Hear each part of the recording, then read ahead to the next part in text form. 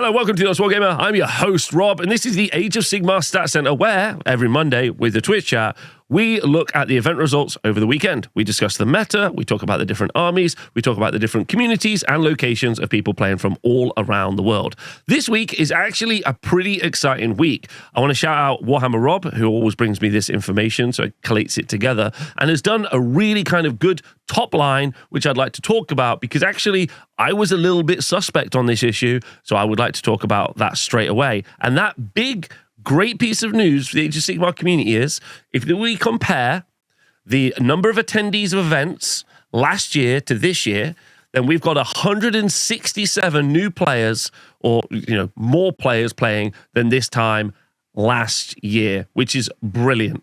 Now, is that necessarily the massive bump that Games Workshop wanted? I don't know. Obviously, they would never talk about that. But I think the fact that we've got 167 new players in our community worldwide is pretty good. Is this a massive increase? Not really, obviously. It's not overly big. I think we ended up, through last edition, we ended up on about 4.5, don't quote me on this, 4,500 tournament players. But that number getting larger every year is actually super cool. And I love that, because my number one thing about doing the stat show and doing events and all those other things is that you should go out there and play. Go out there and play. We don't know, it's 1 days or 2 days. In fact, that information that we are covering is only from 2-day events. That does not take into account the swath of 1-day events that happen around the world. It's obviously as well as like club games and stuff like that. So that's an immediate big ticket item. First thing to talk about that you should be talking about with your local clubs and local communities, Age of Sigmar is growing, which, I have put videos out over the past few weeks. We've seen Skaven Tide being given away for free, stuff like that. Did Age of Sigmar 4 not do as well as Games Workshop hoped? Maybe Games Workshop's hopes and what they thought it would do is different to what we want as a community. And ultimately, we want people to play with. And there are more people to play with this year than there were last year, which is great, because the last thing I like to do is play with myself. So let's look at the rest of the event results from this weekend, because for this weekend, we've got 310 players playing across 7 different countries. And I already know we've got some great lists to talk about. Let's dive straight in. The first event, and our biggest event this week, is the Battle Rage Ballerup being held in Denmark. Don't forget, the Danes are the current world champions. In fact, they're actually back-to-back world champions. And so to say that this is the toughest meta out there in the world, I would have to say that that has to be the case. This is literally the home of back-to-back world champions. So if you're playing in this community or at these events, they're absolutely, they're tough as nails, which is true, because you would need to be tough as nails to go to the location of the Ballerup event, this cafe that we have found, but it's a bit utilitarian, to be honest. Anyway, so we have got 58 players battling out at this event, and both of the top 2 players, unsurprisingly, part of the Danish team, and really excellent. But the big headline here is that we have Sylvaneth, run by Sun. I hope I've said that right, Sun. I apologize if I haven't. Who's currently got a 92% win rate on Malarkey with purely Sylvaneth. He was running a Lords of the Clan subfaction, and he had a Lariel, a reinforced unit of Colonel Hunters with great bows, 1 Tree Lord, a unit of Gossamer Archers, a Warsong Revenant, and then a Spirit of Durthu with a Seed of Rebirth and the Warsinger trait. Now, I personally think Sylvaneth was already a great army going into having played at an event myself and gone 4-1 with them. But this was pre the balance update, so not the most recent one where they kind of nerfed what was happening with the Hurricane units, but the one previous with the big battle scroll update where we saw a change to the range on Sylvaneth's trees, made them also a little bit more tanky and gave them a ward save. I'd say Sylvaneth are a really great army. Top 3 picks from a Sylvaneth army is Spirit of Durthu, is Alariel, and those Colonel Hunters with great bows. An amazing army. And when I did the tier list, I did put them in the A category, which a lot of people kind of judge me at. Proves I'm wrong right here, which is cool, although I'll probably be wrong in the future. But that's great. Love to see that. Disciples of Tzeentch also went undefeated by Alexander Hansen. He's just a really, really lovely fella. And he was running a Zangor Coven Tzeentch list. Disciples of Tzeentch, Manifestations of Tzeentch was his manifestation law. Then his General's Regiment was Kairos. a small unit of Flamers, a unit of Zangor Skyfires that had been reinforced, and then a Zangor Shaman, a reinforced unit of Disc of Tzeentch, and then 2 reinforced unit of Zangors. So reinforced unit of Enlightened, a reinforced unit of Skyfires, 2 reinforced unit of Zangors, Zangor Shaman, and Kairos in this list as well. So there's 2 kind of ways I think that you can play Tzeentch at the moment. Well, probably 3, to be honest. There's obviously the Skyfire builds that we've been seeing previously, where multiple stacks of reinforced Skyfires, and you've got 1 unit of them here. But I think you go in all aggro with Zangors, which is going to be a army that takes a little bit of a while for people to build and produce. So maybe we're only starting just to see that army now. Don't forget, Tzeentch actually got a buff in their last battle scroll where one of their manifestations got a significant increase in how effective it is. So not the Tome of Eyes, I think it was the Sigil of Tzeentch, which made it much, it might have been the Tome, but either way, it became very, very effective for an army that was already doing really well. So Games Workshop kind of buffing an army that was doing well, but by the time when they wrote the buff, they didn't really understand what was happening. So we've seen an even bigger increase to the effectiveness of a Tzeentch army. So you can either go big aggro Zangors, or you can obviously go for the more defensive horror build, which I quite like the horror build personally. I think that's quite fun, but probably you'll have more fun if you go for the aggro build. So congratulations to both those 2 players for going undefeated. Right, looking at the 4-1s, we've got a really diverse kind of top roster, which is really cool to see. We've got the absolutely fantastic Casper with Stormcast Eternals. Casper is running a Sentinels of the Bleak Citadels battle formation. This will be the old book, I'm almost certain. With Krondys, a unit of Praetors, a unit of Prosecutors that's been reinforced, a unit of Vanguard Paladors with Starstrike Javelins. Now, I've long time been a stand for the Hand Axe version, but I've been reliably informed that I'm wrong.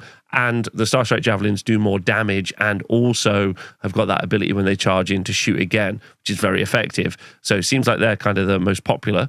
Then Vanguard Raptors with Longstrike Crossbows, which is kind of what the book is all about. And then the Regiments of Renown, Saviors of Cinderfall, which I don't think should get a points change, but everyone considers to be sensationally good. I know the YouTube comments you're already going to say to me, Rob, they should get a points change, but I'll quickly just throw my argument in for this.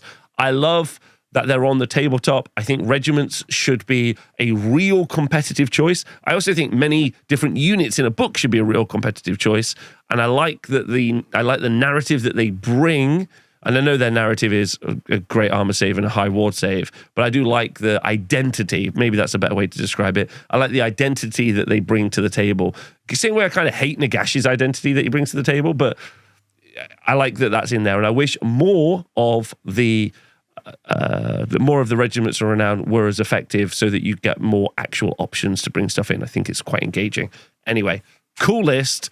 Very, very tanky. Krondys probably going to continue to be really popular in the Stormcast list. But yeah, a great army played by a great player. Simon Fugslang, said that wrong, definitely. Running Gloomspike Gits, and maybe this is going to be our first time where we're going to start seeing what Gloomspike Gits list will look like post the Rotgut meta. So we've got a Squigalanch, and then we have Kragnos with the Gobblepalooza. Then a Squigboss with Nasher Squig with 3 lots of 20 Squig Herd, and then a Fungoid Cave Shaman with 2 units of 10 Squig Hoppers and another smaller unit of Squig Herd with the Morbid Conjuration. Yeah, that's a lot of Squig Herd in this list. I think it's 70 in total. A lot of wounds, a lot of damage. No Battle Shock anymore. You can finally put all those Squigs on the board, and they do an amazing amount of damage. Kragnos making them be faster and get into combat, which is good. So then Martin Hansen Nord with Soul Black Gravelords, and it's nice to see them in the 4-1 section as well. Running the sub-faction, the Bacchanal of Blood. His manifestation lore was the Morbid Conjuration, and his general's regiment was Neferata, a reinforced unit of Blood Knights. Another unit of Blood Knights had been reinforced. Then a Vampire Lord, a reinforced unit of Varghese, and another unit of Varghese as well. So this is quite cool, and it's really fun to see the Soul Black Gravelords book be a little bit more diverse here. But those Blood Knights are absolutely solid, and I guess what we're seeing is something similar to a Blood Knight list, a Death Rider list, where you can just push it all forward and pin your opponent in. Which is very effective. Varghese doing some really solid damage, and Neferata in the support, so that's very cool to see. Jonathan Rasmussen was running Disciples of Tzeentch, and then his Tzeentch list was similar to the list that went 5-0, where he was running a Zangor Coven with the Lore of Fate, I think actually this is different. This is a different law, spell law maybe, but still running the manifestations of Tzeentch, which is important. But Kairos, the Skyfires, instead of being 1 unit of 6, it's 2 units of 3. Then Flamers, Zangors, 6 Zangors Enlightened on disc, and then a Zangor Shaman and 2 units of 20 Zangors. So it's basically the same list, but in this case, the Skyfires were broken out from a 6 into 2 units of 3, which is cool to see. And then Slaves to Darkness being run by Rasmus. Rasmus running the God's Wrath Warband, and he had Be'lakor, 2 reinforced unit of Chaos Furies, a reinforced unit of Varangard, and a smaller unit of Varangard, Chaos Sorcerer Lord, and a Chaos unit of Chaos Knights. I think this book, Slaves to Darkness book, is probably the best example of what we're seeing in Age of Sigmar right now, and what we're going to continue to see from tournament Age of Sigmar, but also even from casual Age of Sigmar over the next 3 months to 6 months, maybe before Games Workshop get a grip on their internal balance. Because you got to ask yourself, why is Varangard the auto de facto choice, Be'lakor the auto de facto choice for all of these different armies? What is it that makes them so much better? I'd love to cover this in another video. And I know the answer is they're just better. But what is it that makes them better than the other units? We should be talking about that in the future, which I think could be cool. So those are all the lists. Really diverse, super diverse. The only one that's been replicated is Disciples of Tzeentch in there. The toughest meta in the world. Some amazing lists. It's cool to see. I hope everyone had a great time. They're a fantastic community. Our next event takes us to the Pacific Northwest for the Kippers Melly 2024. We have got 34 players battling it out in Canada to be the champs. This is a yearly event, which is very cool. Organised by Andy Selwood. Shout out to Andy. Being organised at this beautiful-looking Canadian location out here. Lots of natural sunlight. British people furious.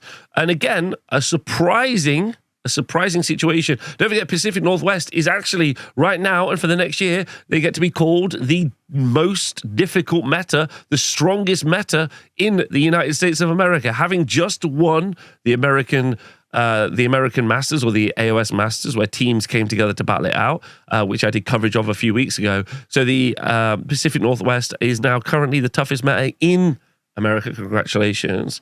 And Kippers Melly 2024, Alex Butler won the event with Idoneth Deepkin. What is happening in the meta at the moment?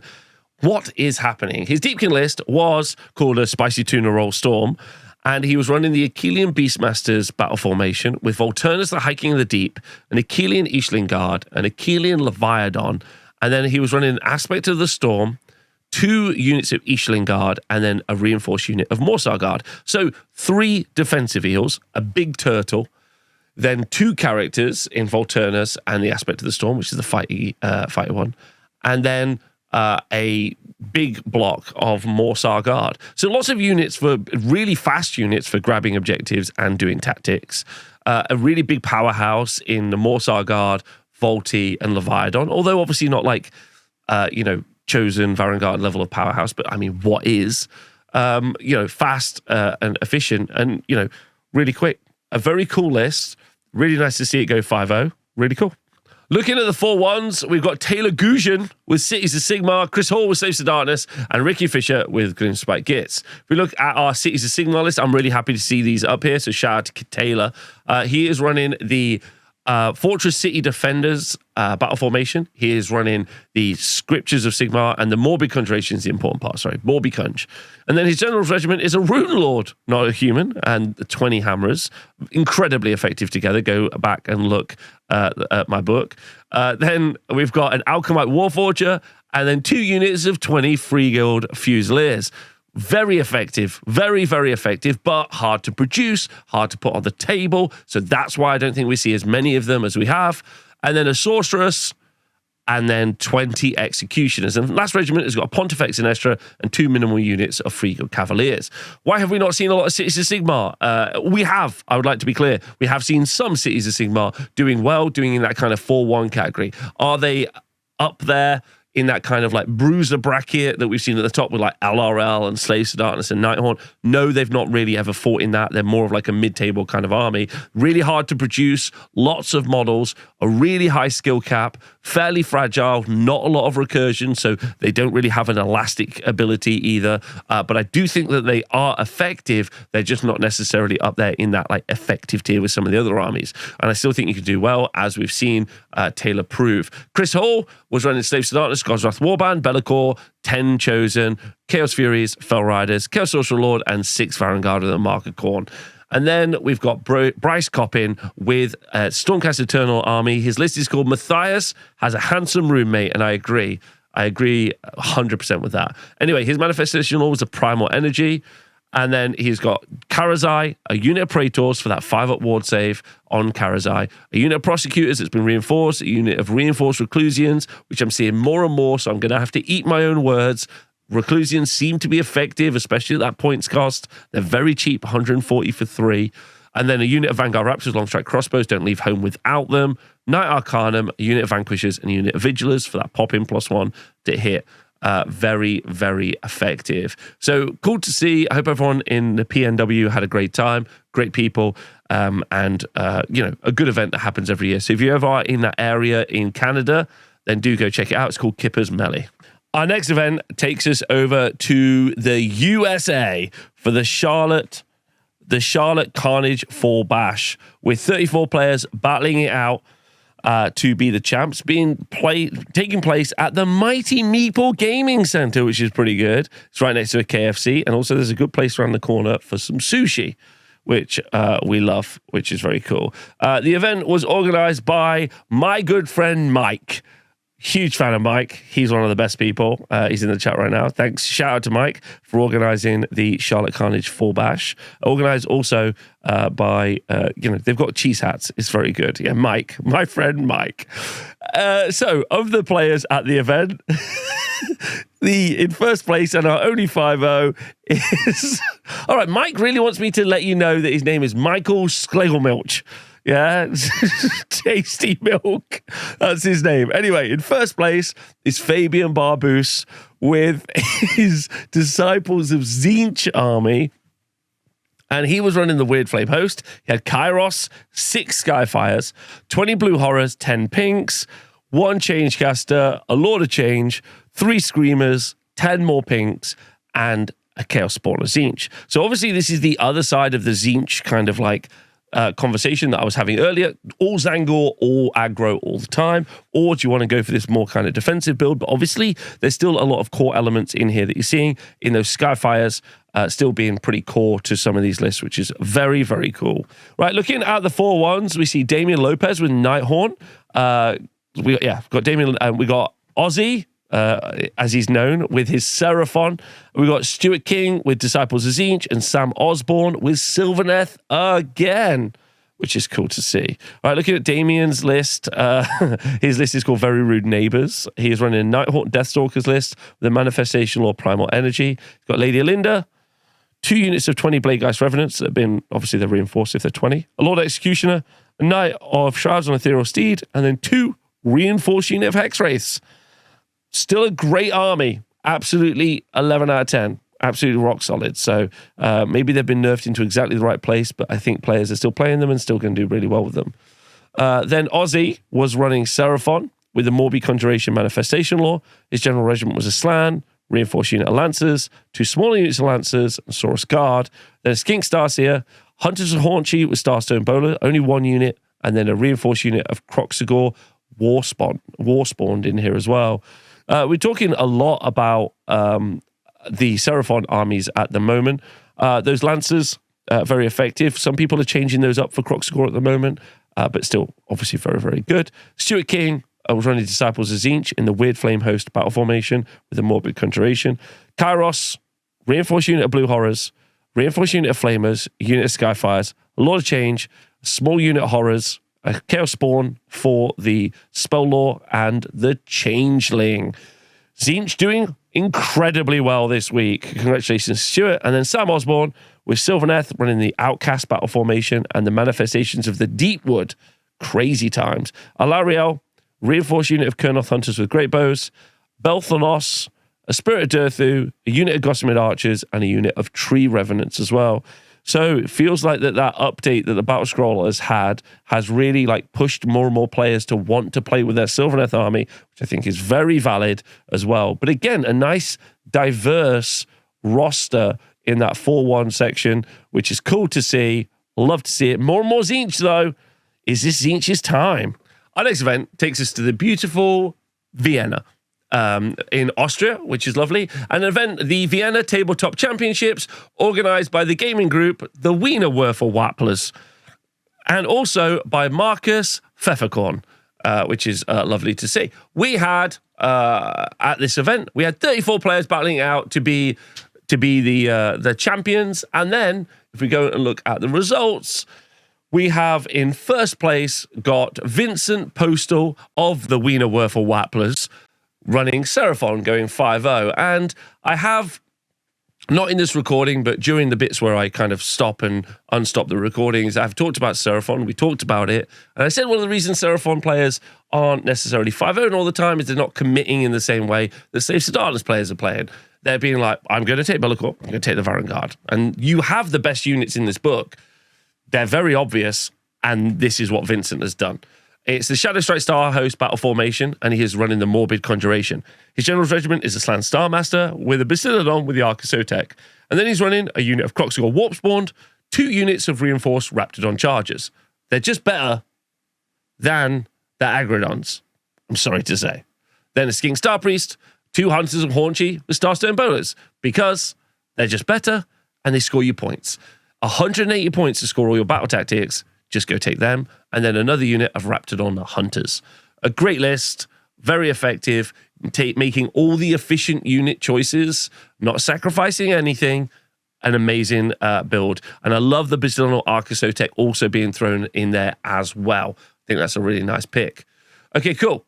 Now let's go look at the 4-1s. Right, looking at the 4-1s, we've got Camille with the Ossiarch Bone Reapers, Benjamin with their Skaven, Michael with Stormcast Eternals, Marco with Ossiarch Bone Reapers, Alex Zobel with Fireslayers, and then Dominic with Maggotkin of Nurgle. So again, a nice diverse roster there, and I'm excited to talk about the Skaven and also Fireslayers and Maggotkin of Nurgle. So great seeing both of those two in there.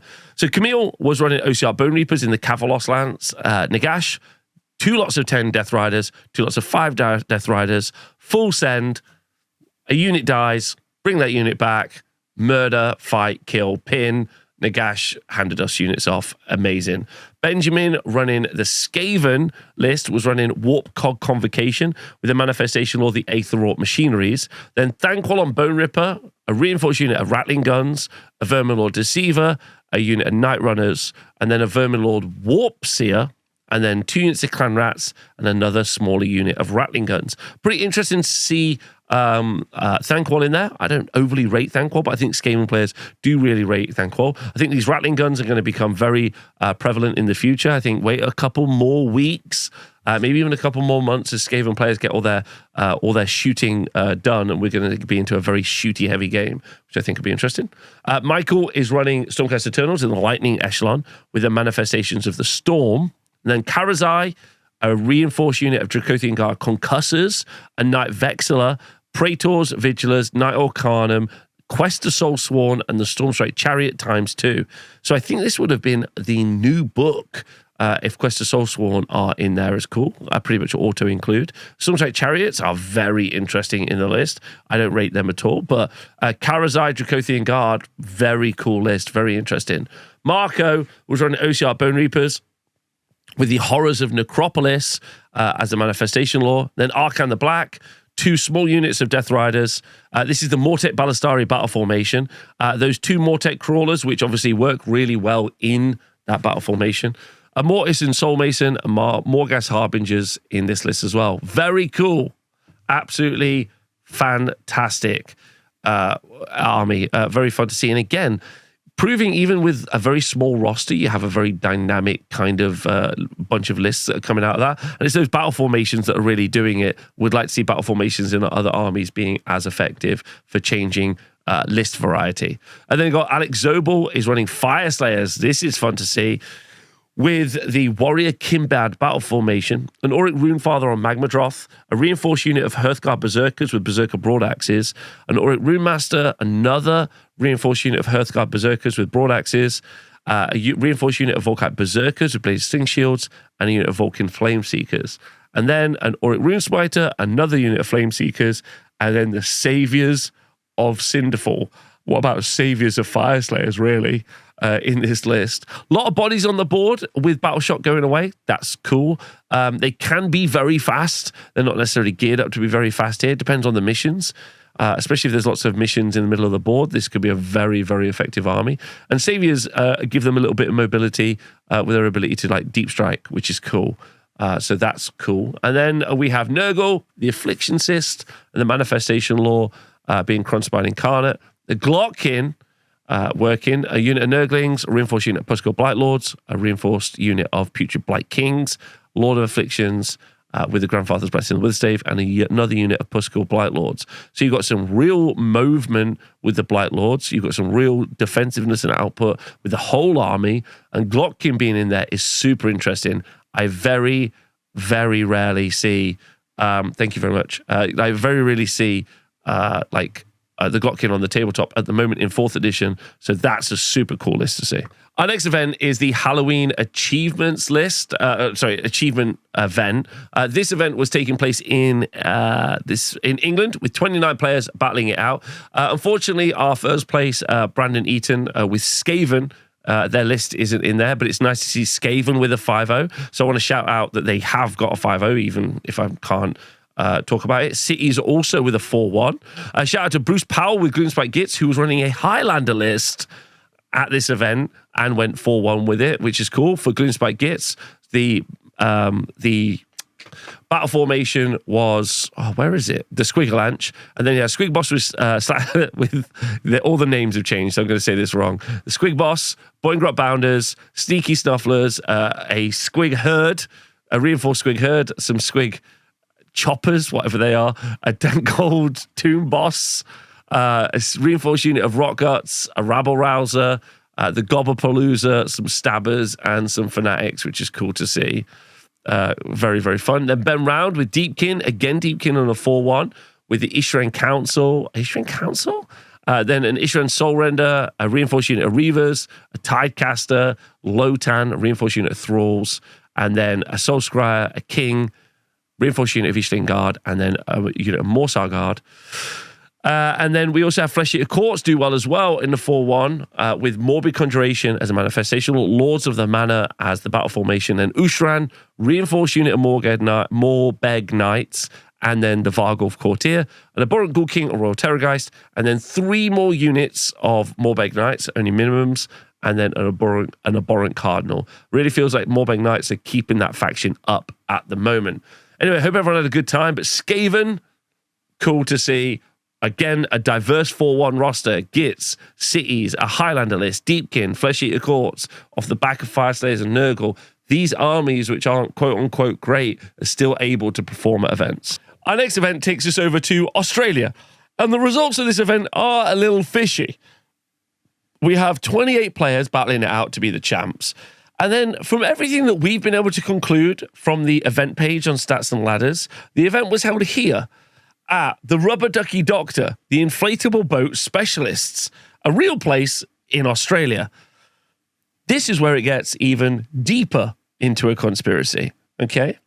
Because in first place, Mark Noge was able to win and go 5-0 with his Ideneth Deepkin. Very suspicious. And then his list, it was an Achillean Beastmaster's list, and he had Volturnus, 2 units of Ishling Guard and a reinforced unit of Morsar Guard, and then an Aspect of the Storm, and 2 more units of Ishling Guard and a reinforced unit of Morsar Guard as well. So 2 Morsar Guard, 4 Ishling Guard, and then Volturnus. This is our second Deepkin list featuring a lot of eels, and this is very interesting. I think it could be time for a deep dive. Not to add to the conspiracy theory that Australia isn't real and also this place or event wasn't real, but right around the corner from our event was this seafood shop. And at this point, I am suspicious, maybe even spooked. I know Halloween is coming up, but this is too fishy for me. We have got 3 4-1s, and again, it's nice and diverse. Nighthaunt, Seraphon, and Gloomspike Gits. Although Seraphon, again, featuring is great. That's multiple Seraphon instances this week. So Nighthaunt has got the Battle Formation Vanishing Phantasms. The Manifestation Law is the Chthonic Sorceries. The General's Regiment is Lady Alinda, a reinforced unit of Harridans, Scriptor Mortis, a reinforced unit of Spirit Hosts, another reinforced unit of Spirit Hosts, and then Reikenor and 3 units of Pyregeists. And then Alrak the Drowner. Now, that is a very unique, very different take on Nighthaunt, which is cool to see. Then Adam Williamson with Seraphon was running the Eternal Star Host with the Morbid Conjuration, a Slan Star Master, a reinforced unit of Agrodons and also Croxical Warpspawned, a small unit of Raptidon Chargers, a unit of Saurus Guard that's been reinforced, and a Skink Starseer, and 2 units of Hunters of Haunchy with Dart Pipes, and then a unit of Raptidon Chargers. And lastly, our Gloomspike Gits list was a Squigglench with Primal Energy, Kragnos, Gobberpalooza, reinforced unit of Rock Guts, 2 units of Spider Riders, Squig Boss, a reinforced unit of Boingrot Bounders, a Rabble Rouser, and a Squig Herd. Very interesting series of lists. The Nighthaunt one is completely wild and out there. The Seraphon one's a little bit different. And the Gits list is also pretty different as well. First time maybe I've read about Spider Riders in Age of Sigmar 4th edition. So pretty wild event, all told. And I'm going to tell you, I'm going to Edwardstown. Sounds like a great time. I'm not really into seafood, but I think it'll be fun. Our next event takes us to the fantastic United States of America for the Haunted GT, and pretty exciting, one of my favorite locations for an event. The event was organized by the Icy Dice crew, and it takes place in the Forge in Minnesota. Shout out to all my Minnesota guys. The Forge is great. We've visited the Forge before as a location, mainly for a couple of different reasons. There's a Quiznos nearby. That's obviously 11 out of 10. We're loving that. But there's also this beautiful kind of strip mall of food locations, including the Heartbreakers Bar and Grill. There's a barbecue pit around the corner, and then a Papa John's. So you're just eating like a champion at this event. And then if you want to eat healthy, there's a GNC, Live Well, which is cool. Now, this event has got Tzeentch as our number 1 again. So Tzeentch also popping up again. Dustin Foreman was able to go 5-0. Congratulations to Dustin. He also played a Tzeentch Mirror in the final against Joe Cry, who went 4-1, in order to be able to take out this game, which is cool. So he was running the Morbid Conjuration in the Weird Flame host with Kairos, reinforced unit horrors, blue horrors, sorry, reinforced unit of flamers, and a reinforced unit of pink horrors, then a Lord of Change, a smaller unit of blue horrors, the Changeling, and the Chaos Spawn of Tzeentch. Incredible. Again, going for that more horror build, but just jumping around different parts of the world and seeing Tzeentch all over the place has to be absolutely up there as one of the lists. And then if we go and look at the 4-1s, we've got 2 4-1s. We've got 3 4-1s featuring Nighthaunt, Disciples of Tzeentch, and also Sylvaneth featuring again, shout out to Logan. If we take a look at the Sylvaneth list, for Logan, he was running the Free Spirits Battle Formation and the Manifestations of the Deepwood, Warsong Rev, a reinforced unit of Spike Rider Lancers, a reinforced unit of Spike Rider Lancers, and a smaller unit of Spike Rider Lancers. And then the Belthanos, a reinforced unit of Gossamer Archers, and then Tree Revenants. Truly a Midwest Sylvaneth list there. Shout out to Logan, that's fantastic. Then Joe Cryer, superstar human being, running the Weird Flame host.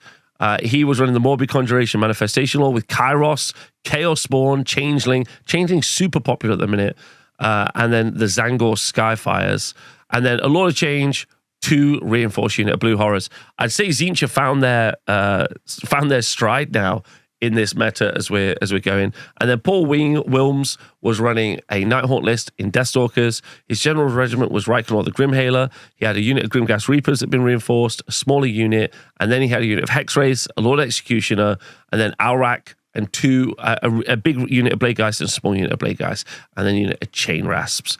Absolutely crazy stuff there. Absolutely cool list, fantastic location for event. Minnesota is a lovely little place to be. I hope everyone had a great time. Our next event takes us over to Germany, with 20 players taking place in a tournament in an absolutely beautiful location. This is in Dresden, and we've got some pictures from inside the venue. Absolutely stunning little location, and I've got some of the players in the chat saying that it just felt like an awesome place to be playing games. So I love that. That's cool. The event was organized by Pierre Tanner, and our first place and 5-0 was Dario with his OCR Bone Reapers. So he was running the Kavalos Lance battle formation with the Horrors of the Necropolis. Instead of taking Nagash, instead we got Catagros, 3 units of Reinforced Death Riders, a unit of Mortek Guard, the Mortisan Soul Mason, and then the Teratic Cohort in here as well. So just not taking Nagash and deciding to take more Death Riders and just be, have more bodies on the board. Obviously, all of the defensive stuff that Catagros brings instead of what Nagash brings means they're going to stick around longer, which is super cool to see. A massive congratulations to Dario. All right, looking at the 4-1s, we've got, again, nice diverse roster. We've got Lucas Herbst with Gloomspite Gitz, Michael with Magkin of Nurgle, and Robert with, again, ring the bell, Disciples of Tzeentch. Very spooky this week. So our Gloomspite Gitz was a Squiggalanch, not a Squaggalanch, with a Scragrot, a Gobberpalooza, 2 units of Rock Guts, and a Squig Herd. Then a Squig Boss, a Rabble Rouser, and 2 more reinforced unit of Squig Herds. It does feel like, if we're talking about ongoing trends, we're seeing people move away from Rock Guts and then moving into Squig Herd, which is cool to see. Then we've got Maggotkin of Nurgle with the Aetherort Machineries, and then we've got the General's Regiment and the Taliban of Nurgle. General's Regiment is a great and clean one. Unit of Plague Bearers, Sloppy Bar Piper, Morbid X Twiceborn, and Plague Drones, and then Blobe, Plague Drones, and Rotmire Creed. So, Rotmire Creed. So this is very different to the Nurgle list that we've previously seen do well. So now we have a Mortal build, and we've got a Demon build doing well. That's cool. And then finally, Tzeentch are still here. Weird Flame Host, Manifestations of Tzeentch. That manifestation change in the battle scroll was a big deal. Then Kairos, Flamers, and Zangor Skyfires both reinforced. Lord of Change, Blue Horrors, reinforced. Pink Horrors, reinforced. So we should do a deep dive on these Tzeentch lists. Very fun and cool to see. And congratulations to everyone playing at that event. It looks like a lovely place to play Warhammer. Our next event takes us to Montana, which is pretty cool, near the Wakpachugan Buffalo Jump.